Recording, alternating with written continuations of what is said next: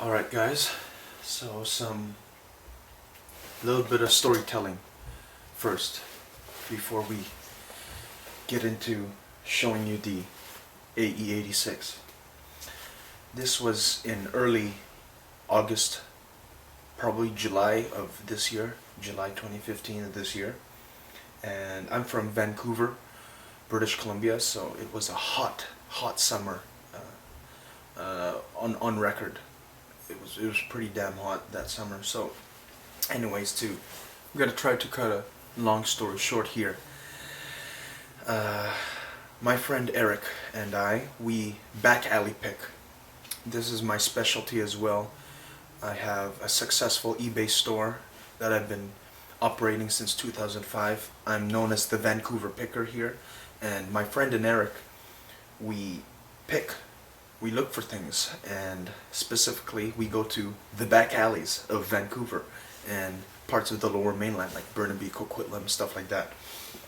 And just one day I called him up, and we only do this on our spare time and when we have that good feeling that we're gonna find something, and we found many things in the past. But I told Eric on those hot summer days, man, let's go picking. So we picked an area near my other friend's house, East Van, specifically Mount Pleasant area. People from Vancouver will know that. And Mount Pleasant, Victoria Drive kind of thing. So, and we looked at the navigation and said, well, okay, we'll do this grid system. It's easier to manage areas if they're on the grid, you know. So we went there, and 9 times out of 10 we don't find anything. We find useless junk like old keyboards and pieces of wood and garbage and stuff like that, and the sewing materials. Yeah, full-blown Rubbermaid box of sewing materials. And so we were just going there. We didn't really keep our hopes too high, Every time we head on out, we're like, okay, what's your number one thing you want to find before we start? And he'll say like this, like that, I want to find this, I want to find that. And me, I always say, I want to find a second-gen Toyota Tercel SR5 or an AE86. Just to keep us motivated, just to look more vigorously and more thoroughly. So we turned at this back alley, same back alley. We could probably add photos in here once I edit this video. And I saw a red car, and Eric was driving his Sundance at this time. And from far away it just looked like probably a Ford Probe or a Mustang Fox Body or something like that. This was looking at the car from the back side, far away. Then we got closer and closer, and I was hysterical. I said, man, that is an AE86! And I took photos of it when we arrived there, and I was ecstatic because I noticed the body. It was virtually rust-free, very dirty though, because you can tell it was sitting for a very long time out in the open, and to make things worse, it was parked right underneath a hydro line or a cable line or something like that, so birds and pigeons and crows and seagulls would just crap on it. I'll probably show you that. And yeah, it's I was excited. I was so excited. So we ran to the front. We drove around to the front of the block, the front part of the block, and we checked which house it was, parked right behind. So we knocked. Cold knocking. I've done a cold knocking job, door-to-door sales job for 3 months before my life, so I know what it is. It's the hardest thing that you'll ever encounter. But You know, I've done it before, so hey, let's do it. The guy was answered. This guy answered. You know, first impressions very timid. You know, stranger, obviously. And I said, to cut a long story short, is that your car parked out back? You know, I basically said to him, you know what you own, and I know what it is. You give me a call, and I will pay you a very fair price for the car.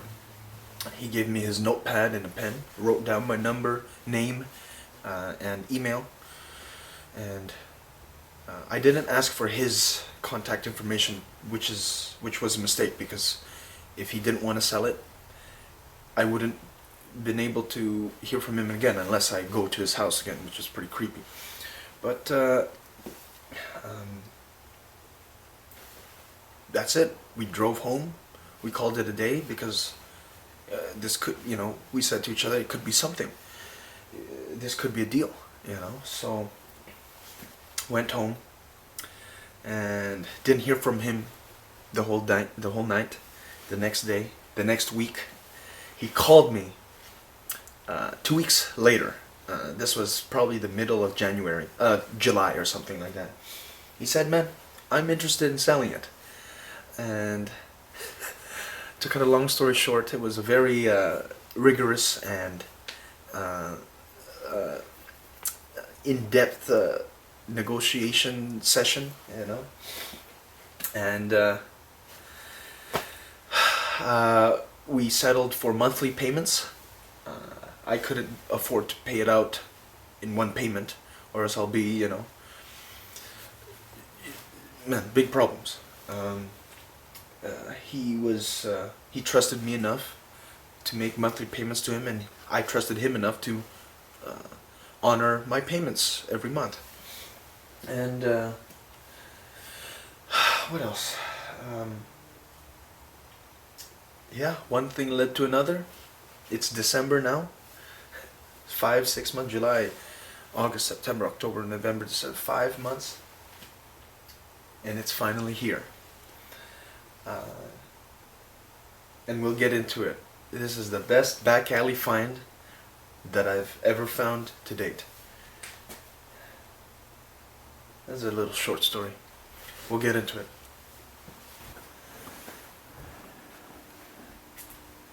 There it is.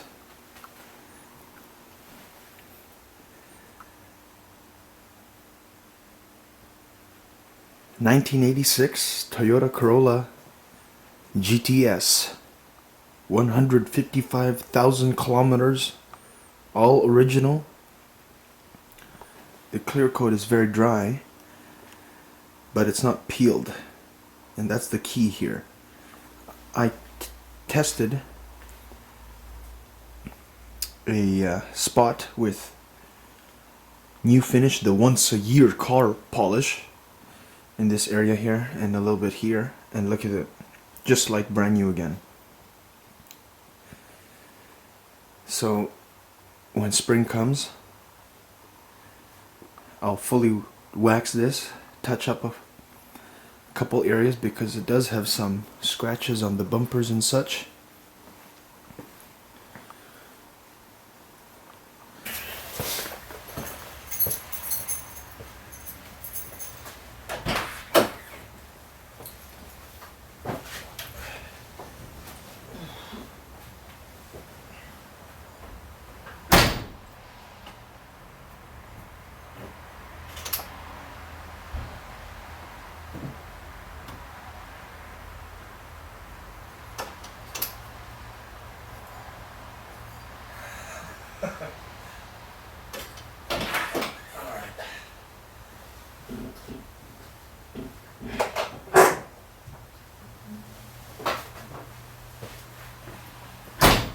The battery's dead, so it doesn't really hold the charge now.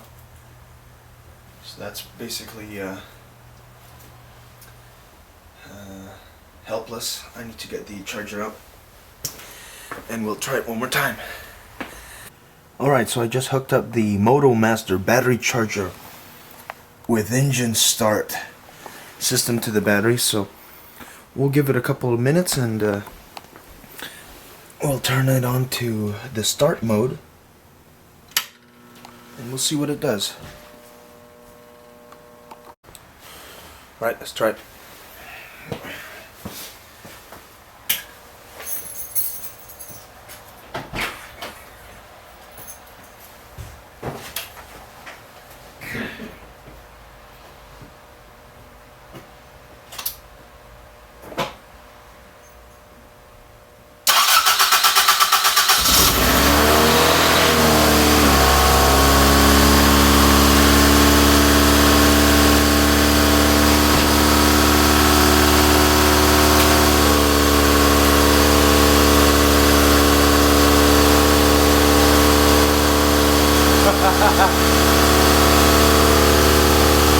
You know, I think the battery was still good. It just occurred to me just now that the first time I tried to start it, I didn't push the clutch down. So I guess the battery was good. But hey, it started.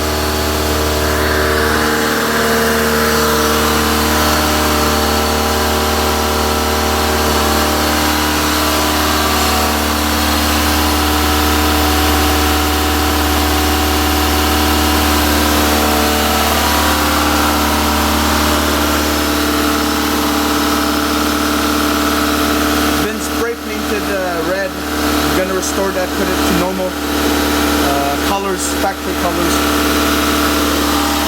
Did come with a cover for the timing. I'm gonna have to find a piece of that.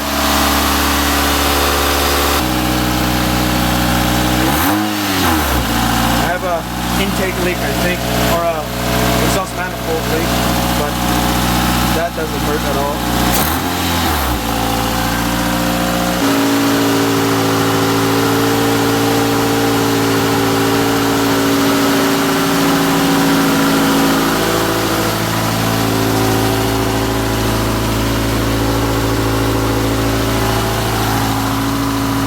Clear coat. All it needs is a really good polish. That's all it needs. And the only thing that doesn't work in terms of like electricals inside is the door open indicator for the trunk. Circuit lighter works, defroster works, signals work, relays work, wiper works, both front and back. Windshield washer fluid works front and back. No air conditioning, there's no sunroof, which is a bit more on the rare side. No sunroof. The benefit of the sunroof, you can see the sun, and the moon, and wind, and bird shit. Bird crap, I mean. No sunroof. What else? Lock works, as you can see. Alright guys, thank you so much for watching. I am inhaling too much carbon monoxide right now. You know? So, more videos on Project AE86 retirement.